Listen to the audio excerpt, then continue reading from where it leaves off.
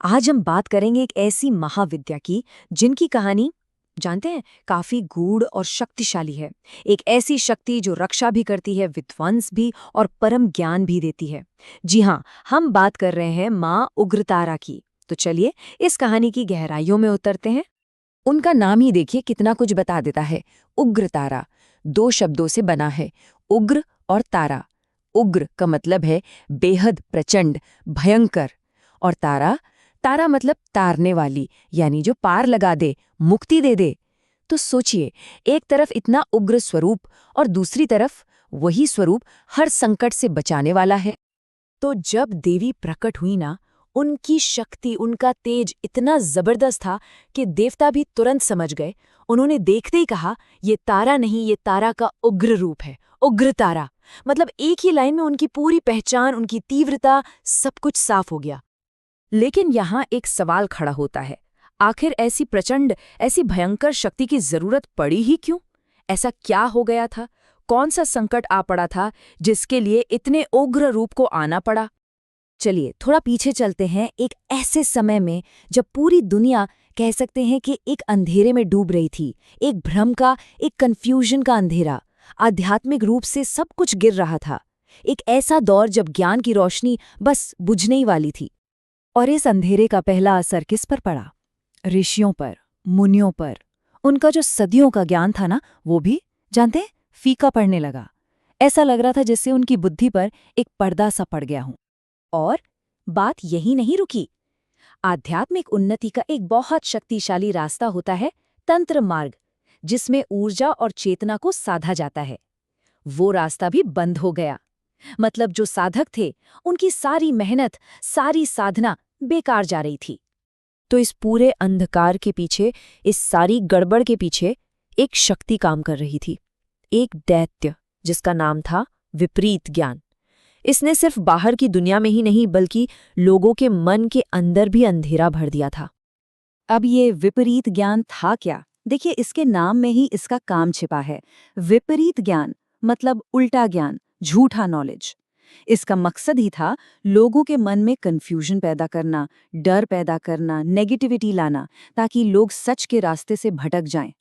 इसका असली युद्ध क्षेत्र वो दुनिया नहीं थी, वो हर प्राणी का मन था। तो जब देवताओं ने ये सब देखा, उन्हें समझ आ गया कि जानते हैं नरम तरीकों से, कोमल तरीकों से इस समस्या का समाधान नहीं निकलेगा। तब उन्होंने एक ऐसी शक्ति के लिए प्रार्थना की जो इस अंधकार को चीर सके, एक प्रचंड शक्ति। और उनकी प्रार्थना में ना एक हताशा थी। उन्होंने साफ साफ एक आक्रामक, एक शक्तिशाली तांत्रिक शक्ति मांगी। क्यों? क्योंकि वो जानते थे कि विपरीत ज्ञान का जो जाल है, उसकी जो माया है, उसे कोई आम शक्ति नहीं तोड़ सकती। और फिर उनकी प्रार्थना सुनी गई। एक नीली ज्वाला, एक ब्रह्मांडीय नाद के तूफान से माँ उग्रतारा प्रकट हुईं। और उनका रूप सोच कर देखिए, नीला रंग, गले में असुरों के सिरों की माला, हाथ में सूरज की तरह चमकती तलवार और 3 आंखें जिनसे प्रचंड रोशनी निकल रही थी, एकदम विस्मयकारी और भयानक। तो बस यहीं से शुरू हुआ वो महासंग्राम। एक तरफ भ्रम की शक्तियां और दूसरी तरफ प्रचंड सत्य का अवतार। दोनों की शक्तियां बिल्कुल विपरीत थीं।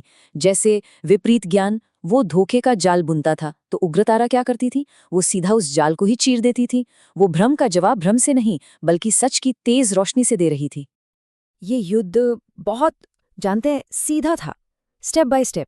सबसे पहले माँ उग्रतारा जोर से हंसी, जैसे उसकी माया का मजाक उड़ा रही हों। फिर उन्होंने उसके भ्रम के जाल को फाड़ डाला।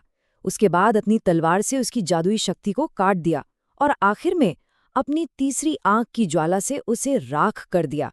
बिल्कुल व्यवस्थित तरीके से उसकी हर शक्ति को खत्म कर दिया।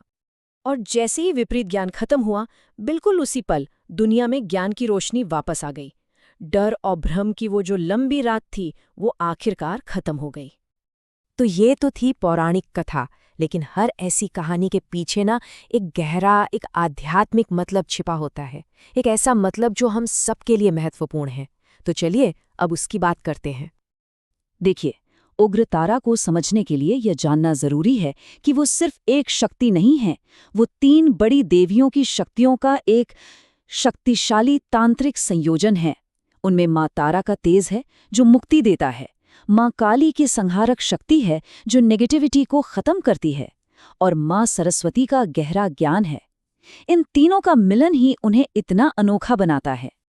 शास्त्रों में एक बहुत शक्तिशाली बात कही गई है, जहां तंत्र मार्ग अटकता है वहां उग्रतारा मार्ग खोलती हैं।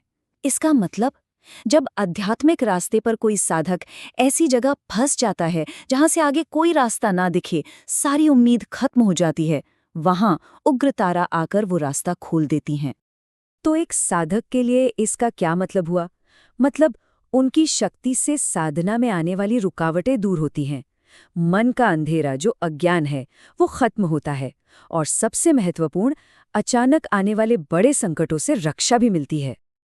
अब इस पूरी कहानी को आइए अपने अंदर लेकर चलते हैं, अपने मन की दुनिया में, क्योंकि आध्यात्मिक स्तर पर उग्रतारा कहीं बाहर नहीं है, वो हमारे ही अंदर की वो शक्ति है जो मन पर जमी अंधेरे की, नेगेटिविटी की सारी परतों को हटाती है।